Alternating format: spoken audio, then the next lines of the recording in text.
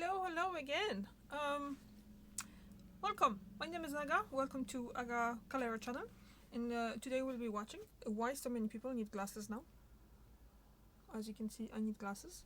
Although I need glasses because one of my actually I don't know if you want to know that. So anyway, I need glasses and I wear them all the time, except when I'm sleeping and taking a shower.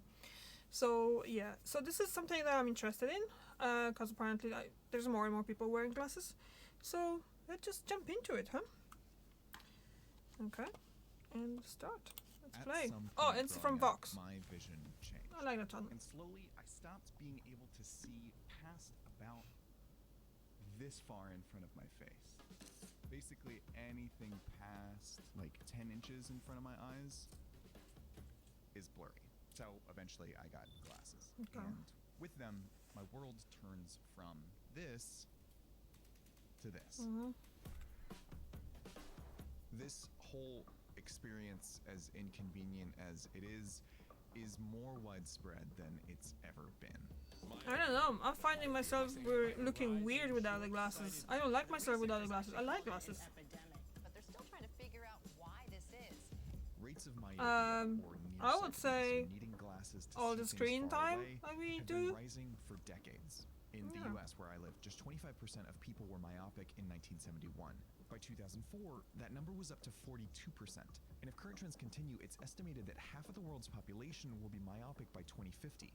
In Hong Kong, Singapore, Taiwan, and South Korea, rates are already a lot higher than that. And a growing portion have high myopia, which the WHO categorizes as a prescription stronger than -5. That puts them at risk of losing their sight Wow. one day.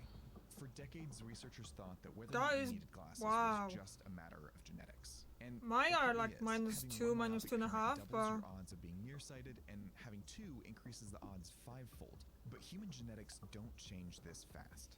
The abruptness of this increase suggests that this change is environmental. Something about the way we live today is making it harder and harder for people to see at a distance.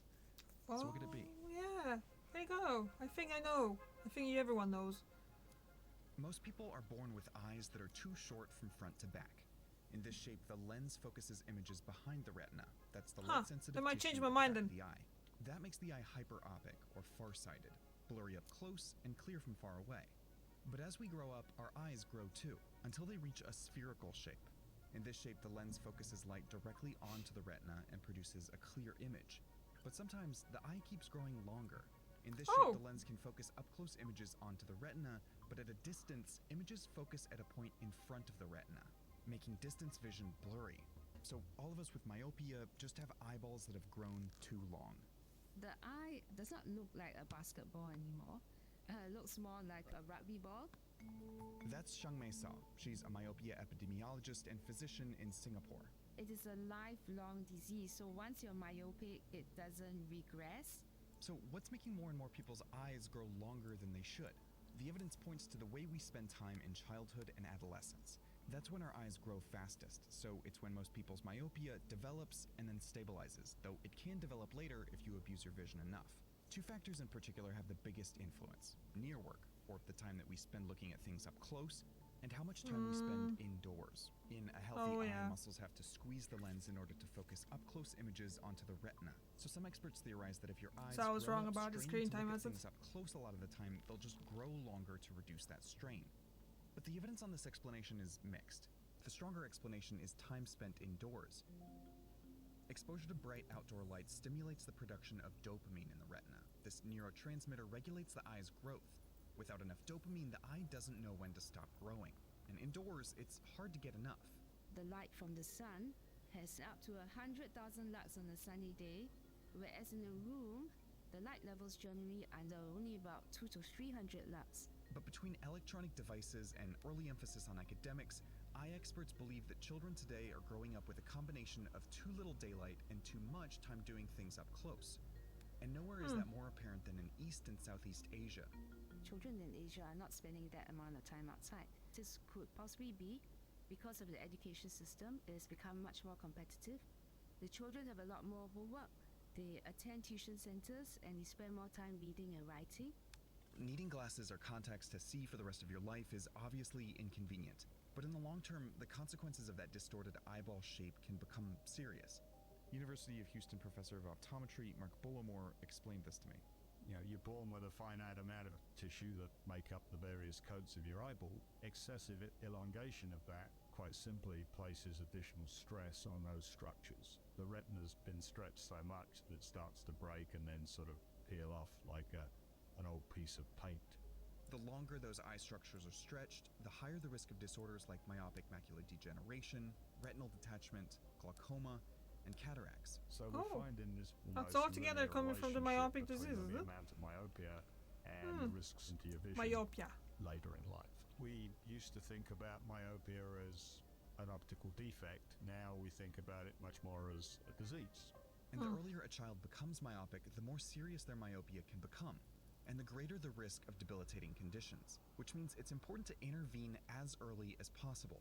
So what does that look like? For those who start to develop myopia, there's treatment. First are multifocal soft contacts and glasses. They make peripheral vision intentionally blurry, which appears to slow the progression of myopia. Then there's orthokeratology, or No, orthokeratology. no, no, no, no. Hard We are contact not lenses scratching worn the chair, only at please. night that reshape the wearer's You cornea can comment while that they if you sleep, want. so that they can see at a distance during the day. And there are atropine eye drops, low doses of a substance that temporarily paralyzes the eye's Sorry, guys. focusing muscles, which seems to reduce the development of myopia. But the first line of defense is prevention. The simplest and most effective way to prevent myopia is to get kids to spend more time outside. In Taiwan, the government introduced a nationwide program in 2010 encouraging schools to get students outside for 2 hours every day. It appears to have successfully reversed a 40-year-long increase in myopia Wow. rates. And since 2001, Singapore has funded public education promoting time outdoors and conducted annual vision screenings at schools. And it seems to be working. Right now, these rates may be higher than ever, but the future of myopia will only look like this if we keep doing things the same way. And we've never been in a better position to change. Okay. That's cool.